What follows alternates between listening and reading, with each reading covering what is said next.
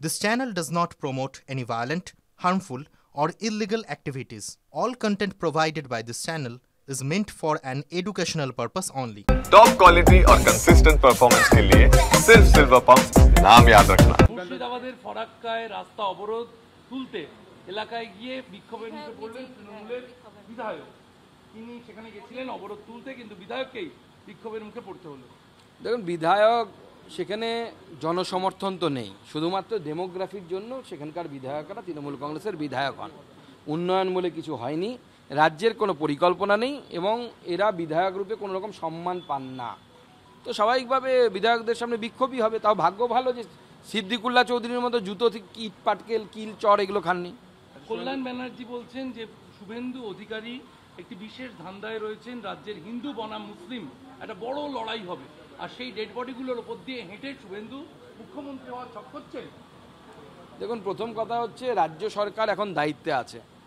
রাজ্য সরকারের প্ররোচনামূলক কাজের জন্যই হিন্দু এবং মুসলিম এই দুই সম্প্রদায়ের মধ্যে বিভেদটা দিন দিন বাড়ছে। আমাদের রাজ্য সভাপতি তার প্রারম্ভিক ভাষণে দায়িত্ব নেওয়ার পর যে বার্তা দিয়েছেন, আমরা তো সেই বার্তায় সবকা সাথ সবকা বিকাশ, সবার বিশ্বাস, সবার প্রয়াস, এটাতেই আমরা বিশ্বাস করি। হ্যাঁ, তারা আমাদেরকে ভোট দেন না দেন কোনো অসুবিধা নেই, কিন্তু নরেন্দ্র মোদীর ফ্রিতে রেশন তাদের কাছে পৌঁছবে, কোনো অসুবিধা নেই।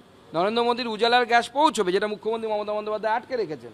উনি ওকে করলেই আরও কয়েক লক্ষ মহিলা আমাদের এখানে উজালা যোজনার ফ্রিতে কানেকশন পাবে। তো নরেন্দ্র মোদীর বিকাশের মডেল সবার জন্য। সেই বাচ্চা মেয়েটা দলের কাছে অভিযোগ জানিয়েছিল, কিন্তু পুলিশে অভিযোগ জানাচ্ছিল না। কালকে অবশেষে পুলিশে অভিযোগ জানিয়েছে। দেখুন, এটা সে, আমি বলবো তার দলের উপর হয়তো বেশি ভরসা ছিল, দল হয়তো তাকে গাইড করতে পারতো। এ তো দলের নেতৃত্বের, আমার দলের কারোর সাথে যদি এই ধরনের ঘটনা ঘটে, তা আমি তো আমার রাজ্য সভাপতিকে অনুরোধ করব সেই মেয়েটিকে গাইড করার জন্য। তৃণমূল কংগ্রেস মেয়েটিকে প্রশ্ন না করে আপনারা ভুল জায়গায় প্রশ্ন করছেন। আপনাদের প্রশ্ন করা উচিত তৃণমূল নেতৃত্বকে, যে আপনারা এটা জানার পর উপযুক্ত অ্যাকশন নেননি কেন, বা মেয়েটিকেও গাইড করেননি কেন। সাঁইথিয়া খুনের ক্ষেত্রে স্ত্রী বলছেন, সাঁইথিয়া খুনের ক্ষেত্রে স্ত্রী বলছেন দুটো দিক উঠে আসছে। এক, তার কাছে নিয়মিত চিরকুট আসতো রাজনৈতিক হুমকি দিয়ে।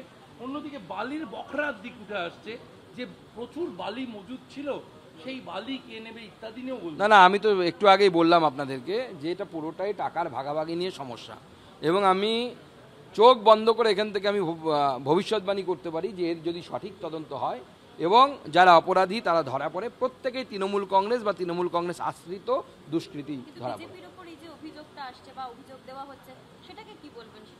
না, সে তৃণমূলের এটা নোংরা এবং ব্যাংকার রাজনীতি। তার পুলিশই তো তৃণমূলের লোকেদেরকে অ্যারেস্ট করছে, আমরা তো কাউকে অ্যারেস্ট করছি না, আমরা তো অ্যারেস্ট করতে পারবো না। অ্যারেস্ট তো হচ্ছে তৃণমূলের নেতারাই। ভাঙড়ে তৃণমূল কর্মী অ্যারেস্ট হয়েছে, তো স্বাভাবিকভাবে তৃণমূলের পরিচালিত সরকার, তাদের পুলিশ, তারাই তৃণমূলের লোকেদেরকে অ্যারেস্ট করছে। তো আমরা সেখানে কি, এই যে শওকত শুরুতেই বলে দিলেন যে আইএসএফ করেছে, আজকে দেখা গেল যিনি গ্রেপ্তার হলেন তিনি সক্রিয় তৃণমূল কর্মী। এই সব জায়গাতেই কখনো বিজেপি কখনো আইএসএফ বিরোধীদের নিশানা করা। না, সে তো উদরপিণ্ডি বুধের কারে দেওয়া মমতা বন্দ্যোপাধ্যায় এবং তার দলের অভ্যেস, সে তো নতুন কিছু নাই। মমতা বন্দ্যোপাধ্যায় সবসময় অন্যের ঘাড়ে বন্দুক রেখে বন্দুক ফাটান, তো ফাটাচ্ছেন, যখন ধরা পড়বে তখন পাবলিকই তো বলে দিচ্ছে না। একটি মুসলিম পরিবার খুন হওয়ার পর যদি নরেন্দ্র মোদী সিবিআইয়ের উপর ভরসা রাখতে পারে, এর থেকে লজ্জাজনক বিষয়ে মমতা বন্দ্যোপাধ্যায়ের কী হতে পারে যে তার দলের কর্মী এবং মুসলিম ধর্মে যারা মূলত পশ্চিমবঙ্গে মমতা বন্দ্যোপাধ্যায়কে ভোট করেন, বিজেপিকে ভোট করেন না, তারা পর্যন্ত বলছে যে মমতা বন্দ্যোপাধ্যায়ের পুলিশের উপর আমাদের ভরসা নেই, আমাদের মোদির পুলিশের উপর ভরসা আছে। এর থেকে থাপ্পড় মারাও তো কম লজ্জার হয়। মমতা বন্দ্যোপাধ্যায় যদি থাপ্পড়ও মারতেন ওই পরিবারের কেউ আক্ষরিক অর্থে নেবেন না, সেটাও আমার মনে হয় অনেক বেশি সম্মানের। কল্যাণী জেএনএম হাসপাতাল 5 দিন ধরে হাসপাতালের মধ্যে নগ্ন দেহ পড়ে আছে, হাসপাতাল কর্তৃপক্ষ জানি না। এটা তো প্রাইভেট হসপিটাল আমি যতদূর জানি। তো স্বাভাবিকভাবে রাজ্যে এখন ছাতার মতো অনেক এরকম মেডিকেল কলেজ গজিয়ে উঠেছে, তাতে মূলত তৃণমূল কংগ্রেসের নেতাদের টাকা খাটে এবং বেনামে খাটে, এবং সেই টাকা খাটার জন্য যা যা করা দরকার সেটাই মেডিকেল কলেজ করছে। বডি সঠিক জায়গায় পাঠিয়ে তো টাকা রোজগার হবে না। শেষ। আরে সভাপতির জন্য কিছু জাতীয় সড়ক কর্তৃপক্ষকে নবান্ন একটি চিঠি লিখে সেখানে জানিয়েছে যে তারা বিভিন্ন এক্সপ্রেসওয়েগুলি সারানোর কাজ শুরু করছে নিজের টাকা। এখানে কি আবারও সেই কেন্দ্রীয় বঞ্চনার অভিযোগ করা? ড্রামাবাজি, নিজের রাজ্যের রাস্তা ঠিক করতে পারে না। আপনি মুখ্যমন্ত্রীর পঞ্চায়েত ভোটের আগে হয় পথশ্রী একটা চালু করেছে, নিশ্চয়ই আপনাদের মনে আছে। আপনারা যান না, একটু ক্যামেরা নিয়ে যান গ্রামে গ্রামে, পথশ্রীগুলো তো বর্তমানে হতশ্রী হয়ে গেছে, এমন বাজে অবস্থা সেখানে, রাস্তার মানুষ চলতে পারে না। তারা আবার কেন্দ্রের রাস্তা ঠিক করবে।